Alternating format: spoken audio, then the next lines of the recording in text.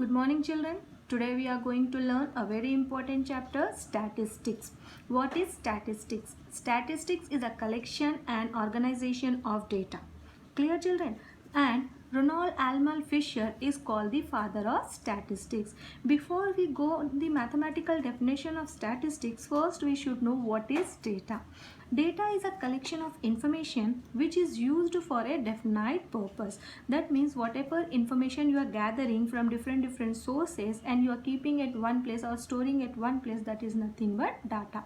Example, enrollment of students in your school for a period from 2001 to 2010. Suppose you want the information of the students who studies in between these periods, in between these years. So from where will you get the information? From school registers in office. Correct children? That is nothing but data only. And height and weight of the students in your school recorded by your physical education teacher. Suppose you want your friend's height or you want your height and your weight. So your physical education teacher then and there only they measure and tell you the information. That is nothing but data only. Day wise number of absentees in your class during last month. Suppose you want to know how many students were absent in last month, so you can know those informations from your class register. Am I clear children? Now data is of two types, primary data and secondary data. What is primary data?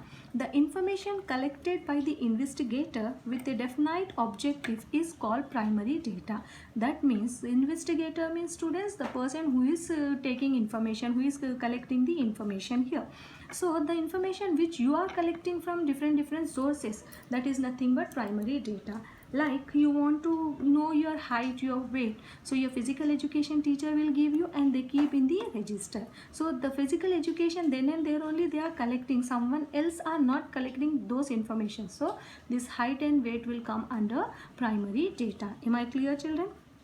Now, secondary data, the information collected from a source which had already been recorded, that means in register which had already recorded, that is called secondary data. Example, see here, day-wise number of absentees in your class during last month. If you want last month information of absentees, so from where will you get? From register.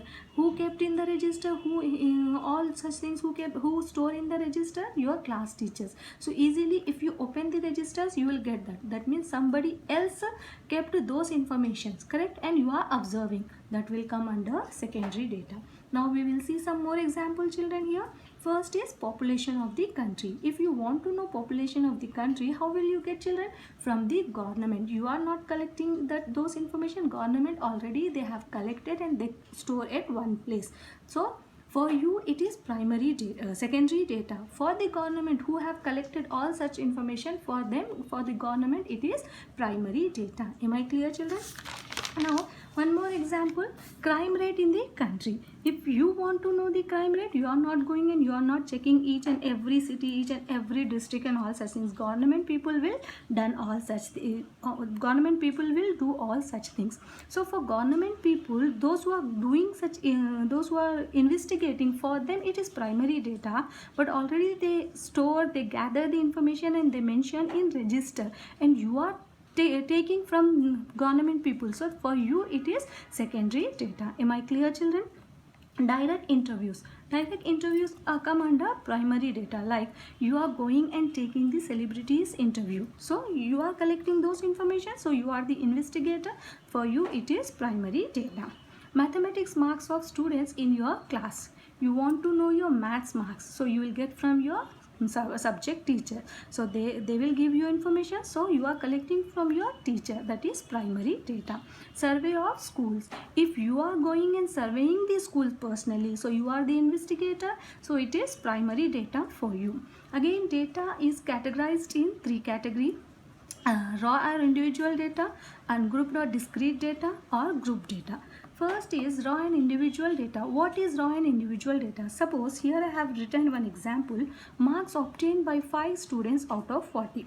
I have selected 5 students, but you can select your class strength 30, 40, whatever, and test is out of 40. So those students got 30 marks, 35 marks, 30, 20, 40 and 15 marks. Different marks. I am writing individual numbers. So such type of data is nothing but raw data. Am I clear children? Now next thing is that ungrouped or discrete data. I am taking weight, and how many students weight is 30, how many students weight is 50, like that number of students, that is nothing but you can say frequencies also. Along with the weight, if I am giving frequency, frequency means how many students weight is that, how many students marks is that, that is nothing but come under ungrouped data. See, 5 students weight is 30. Similarly, 60 weight, 2 students weight is 60, 10 students weight is 65. Am I clear, children? That such type of data come under ungrouped or discrete data. Now the next thing is grouped data, and that will give the class interval and frequency. Class interval means, children, suppose here we are collecting the conducting test and students got the marks. In between 10 and 20 marks, how many students got? 3 students got the marks in between 10 and 20. We don't know exactly how many marks they got, but the marks are in between 10 and 20. Less than 20 and more than 10 marks they got 3 students. Similarly, 20 to 30, we are giving the range here, 20 to 30, 30 to 40, 40 to 50. Such things are nothing but class interval. Along with class interval, if we are giving frequencies, it is like a group, children. So that's why such type of data are called grouped data. Am I clear, children, about data clearly? Now the statistics definition is, statistics is a branch of mathematics which deals with collection, organization, presentation, analysis and interpretation of numerical data. That means we are collecting data, or we organize in a proper manner, we present that data, and we interpret means we comments on the data. That is nothing but statistics. Am I clear, children? Now the thing is that where do we use statistics in our daily life? Like universities and school boards, like 10th class board. In 10th class we come to know that what is the highest marks, who is the topper in our district or in our state. How do we come to know? Through statistics only, because the government who first this collect the information, how many students appear the exams, who passed, what is the highest marks, all such things they analyze, and then only they declare that this is the highest marks and this is the topper, like that. Am I clear, children? Now next thing is that measures of central tendency. What is this? It is used to represent or describe an entire group of data with a single number. Like here I can give the example of your 6 subjects marks. You will get different marks in your 6 subjects: Hindi, Telugu, English, Maths, Science and Social. In Hindi you got 50 out of 100. In Maths you got 60 out of 100. In Social you got 90 out of 100. But different percentage you got. But altogether you want a single percentage. So your teacher will calculate average and they say, so average of your marks is 80%. That all 6 subjects mark they are representing by a single number. That is nothing but central of tendency. Am I clear, children? Now the next thing is, there are 3 types of central tendency. First is mean, which is also known as arithmetic mean or average, you can say. Am I clear, children? Mean or arithmetic mean or average. Second is median, and third is mode. Am I clear, children? There are 3 central of tendency: mean, median and mode. Am I clear, children? Now first one we will discuss mean. What is mean? It is nothing but sum of the observation divided by number of the observation. Suppose if we are taking raw data, suppose your frequencies are, your observations are x1, x2, x3, so on up to xn, that means n numbers. You can say 4, 5, 2, 8, 7, like that. Here I took 4 numbers, correct? So 4 numbers I need to add and I need to divide by 4. That is nothing but a mean, or you can say average. So the mean of a raw data like x1, x2, x3, so on xn is the sum of the values of all observations divided by the number of observations. Am I clear, children? Like observations are x1, x2, x3, so on xn. We are adding it and dividing by n. Why? Because n observations are there. So formula is sum of the observations divided by number of the observations. This is for raw data. Mean for raw data is sum of the observations divided by number of the observations. Am I clear, children? Now mean for ungrouped data. Just now we discussed, no, children, 3 types of data: raw data, ungrouped data and group data.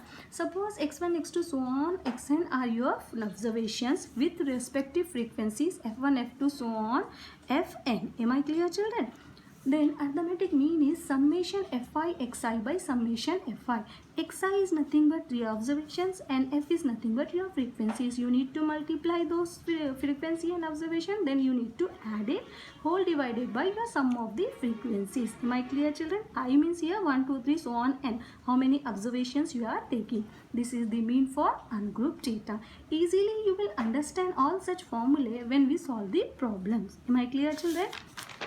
Now, mean for group data. There are three methods for group data: arithmetic mean by direct method, arithmetic mean by deviation method, and arithmetic mean by step deviation method. Am I clear, children? So what is direct method? Arithmetic mean is nothing but summation fi xi by summation fi. Just we have done for ungrouped data, like that only. Now arithmetic mean by deviation method. So arithmetic mean is equal to a plus summation fi di by summation fi. A is nothing but, children, assumed mean. When we calculate in the table, we prepare table to find mean. In that, when we solve the problem, easily you will understand. One value we select as assumed mean. We assume that it is a mean. Then we start solving the problem. Di value is nothing but xi minus a. Where xi is mid values. When we are talking about group data, it will be in 10 to 20, 20 to 30, 30 to 40, like that, children. So those class interval mid values we will take out. Am I clear, children?